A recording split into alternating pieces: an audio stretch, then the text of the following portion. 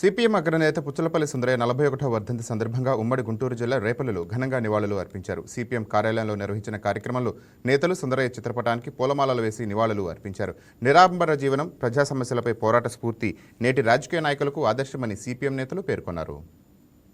ఆంధ్ర రాష్ట్ర నెల్లూరు జిల్లా ప్రాంతవాసి అయినటువంటి సుందరయ్య గారు ఈ దేశంలోనే మొత్తం కష్టజీవులకు సంబంధించి ఆదర్శవంతమైన జీవితాన్ని గడిపినటువంటి వ్యక్తి.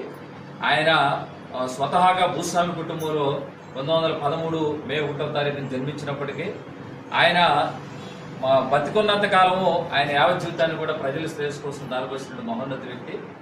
ఆయన మొత్తం సమాజం బాగుండాలనే దానికోసం భూస్వామి కుటుంబంలో జన్మించినప్పటికి కూడా మా దళితులు అట్లానే ఇతర సామాన్య వ్యవసాయ కూలీలు వీళ్ళందరి కోసం అప్పట్లోనే సంపత్తి భోజనాలు నిర్వహించడం కానీ, దళితులు బావిలో నీళ్లు తోడుకొని వెళ్ళిపోతే అగ్ర కులాలు ఉన్నటువంటి చోట దళిత వాడలో ఉన్నటువంటి నీళ్లు తీసుకొచ్చి బావిలో పోయటం, అట్లానే దళితులకి సరుకులు అమ్మని నేపథ్యంలో సరుకులు స్వయంగా ఆయన తీసుకొచ్చి ఆధారకే ఇవ్వటం అనేటువంటిది, అట్లా అందరినూ చోటు కూర్చోబెట్టి సంపత్తి భోజనాలు నడపడం, దళితుల శ్రేయస్సు కోసం పాటుకుంటే ఈరోజు వ్యవసాయ కూలీలు ఎవరైతే ఉన్నారో వీళ్ళందరికీ సంబంధించి వ్యవసాయ కార్మిక